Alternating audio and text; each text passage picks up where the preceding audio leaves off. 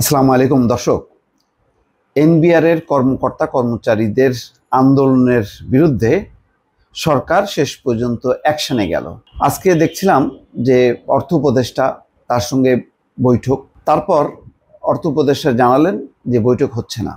তখনই ধারণা করা হচ্ছিল যে সরকার হয়তো কিছু করতে যাচ্ছে। তো আজকে উপদেষ্টা পরিষদের মিটিং ছিল, সেই মিটিংয়েই তারা সিদ্ধান্ত নিয়েছে যে না, তারা এই আন্দোলনকে প্রশ্রয় দেবে না, আলোচনা হবে না, তারা অ্যাকশনে যাবে। এবং যে বিবৃতি দিয়েছে তার মোদ্দা কথা হলো এই যে এনবিআর এর চাকরি অত্যাবশ্যকীয় সেবা, কাজে যোগ না দিলে কঠোর ব্যবস্থা। তারপরে আরেকটি খবর হচ্ছে এনবিআর সংস্কার ঐক্য পরিষদের সভাপতি সহ 6 কর্মকর্তার বিরুদ্ধে দুদকের অনুসন্ধান শুরু। এটাই প্রমাণ করে যে আলোচনা বদলে সরকার উল্টো দমন পীড়ন যাই বলি না কেন সেই পথে অগ্রসর হলো। আলোচনাটা হইতে পারতো, আলোচনাটা মানে গণতান্ত্রিক ব্যবস্থায় যে কোনো সংকটেরই একমাত্র প্রথম শর্ত হচ্ছে আগে আলোচনা করা। আমরা এর আগে শেখ হাসিনার সময়ও শেষের দিকে দেখলাম শিক্ষক ছাত্ররা যখন নাকি আন্দোলন শুরু করলো, আলোচনার বদলে হুমকি ধামকি ব্যবস্থা নেওয়া, এগুলো তো এটা ভালো না। যদি আলোচনা ব্যর্থ হইতে এবং সরকার যদি মনেই করে যে না, কোনোভাবেই দাবি পূরণ করা সম্ভব না আলোচনার মধ্য দিয়েও, তাহলে অন্য একটা ব্যবস্থা। কিন্তু এই অবস্থায় কেন এই অ্যাকশনে চলে গেল সরকার, এটা বুঝতে হয়তো একটু সময় লাগবে। এবং প্রথম যে বিবৃতি ছিল যে হচ্ছিল এই আন্দোলন পরিকল্পিত এবং দুরভিসন্ধিমূলক, অর্থাৎ এর মধ্যে একটা ষড়যন্ত্র খোঁজ পাচ্ছে বা ষড়যন্ত্রের আভাস পাচ্ছে সরকার। সেই কারণেই খুব দ্রুত গতিতে আজকে উপদেষ্টা পরিষদের যে বৈঠক, সেই বৈঠকের পর প্রধান উপদেষ্টার দপ্তর থেকে বলা হলো যে এনবিআর এর সব শ্রেণীর চাকরি অত্যাবশ্যকীয় সেবা হিসাবে ঘোষণা করা হলো। একই সঙ্গে সংস্থাটির আন্দোলনরত কর্মকর্তা কর্মচারীদের কর্মস্থলে ফেরার আহ্বান জানিয়ে সরকার বলেছে, কাজে যোগ না দিলে দেশের জনগণ এবং অর্থনীতির সুরক্ষায় সরকার কঠোর হবে।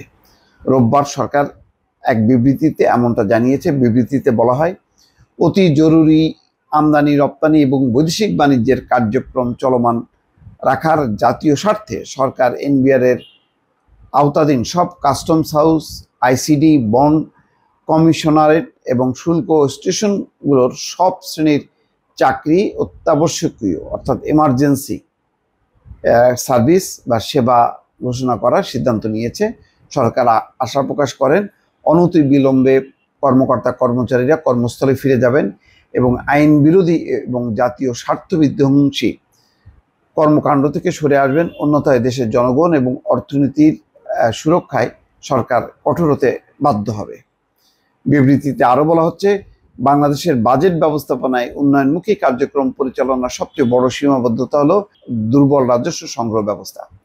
রাষ্ট্রের প্রয়োজনের তুলনায় আমাদের রাজস্ব সংগ্রহ অনেক কম। এর মূল কারণ হচ্ছে রাজস্ব আহরণ ব্যবস্থাপনা নানা দুর্বলতা, অনিয়ম ও দুর্নীতি। এর পরিপ্রেক্ষিতে অন্তর্বর্তী সরকার সব অংশীজনের পরামর্শ অনুযায়ী এনবিআর পুনর্গঠনের সিদ্ধান্ত নিয়েছে। কিন্তু সরকার গভীরভাবে লক্ষ্য করছে উদ্বেগের সঙ্গে যে রাজস্ব সংস্কারের কাজকে বাধাগ্রস্ত করার জন্য কিছু কর্মকর্তা কর্মচারী নজিরবিহীনভাবে 2 মাস ধরে দেশের ব্যবসা বাণিজ্য, আমদানি রপ্তানি এবং রাজস্ব আদায় কার্যক্রম অন্যায় এবং অনৈতিকভাবে ব্যাহত করে আন্দোলনের নামে চরম দুর্ভোগ তৈরি করেছে, যা সম্পূর্ণ অগ্রহণযোগ্য। সংস্কারের বিরোধিতা ছাড়াও অর্থ বছরের শেষ 2 মাসে আন্দোলনকারীরা রাজস্ব আদায় কার্যক্রম মারাত্মকভাবে বাধাগ্রস্ত করেছে। এই তথাকথিত আন্দোলন পরিকল্পিত, দুরভিসন্ধিমূলক এবং জাতীয় স্বার্থ এবং নাগরিক অধিকারের চরম পরিপন্থী।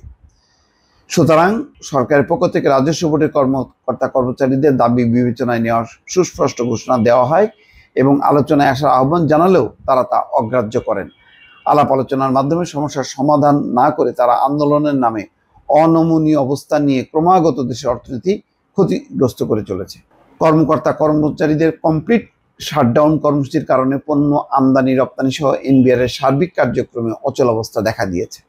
এনবিআর সংস্কার ঐক্য পরিষদের ডাকা এই কর্মসূচির কারণে গতকাল শনিবার থেকে ঢাকার এনবিআর ভবন থেকে শুরু করে সকল সংস্থায় কার্যক্রম বন্ধ রয়েছে। এতে পণ্য আমদানি রপ্তানিতে সব ধরনের শুল্ক আইন বন্ধ আছে। এর আগে অর্থ উপদেষ্টা বলেছেন এনবিআর এর আন্দোলনকারীদের সঙ্গে আজ বৈঠক হবে না। এর আগে বলা হয়েছিল বিকেলে অর্থ উপদেষ্টার সঙ্গে বৈঠক করবেন এনবিআর এর আন্দোলনকারীরা। তো যাই হোক, এখন এর মধ্যে পাশাপাশি যেটা মানে হয়তো এনবিআর এর কর্মকর্তাদের উদ্বেগের বিষয় হচ্ছে 6 জন কর্মকর্তার বিরুদ্ধে দুদক অনুসন্ধান শুরু করছে। ঘুষের বিনিময়ে করদাতাদের কর ফাঁকি দেওয়ার সুযোগ করে দেওয়ার অভিযোগে জাতীয় রাজস্ব বোর্ডের 6 কর্মকর্তার বিরুদ্ধে অবৈধ সম্পদ অর্জনের অনুসন্ধান শুরু করেছে দুর্নীতি দমন কমিশন। আজ রোববার তাদের বিরুদ্ধে অনুসন্ধান শুরু করে। তো একই সময় হওয়ার কারণে এটা মনে হইতে পারে যে এটা যেহেতু আন্দোলন করছে, সুতরাং আন্দোলন থেকে তাদেরকে নিবৃত্ত রাখার এটা একটা প্রচেষ্টা। এগুলো আবার খুব ভালো না।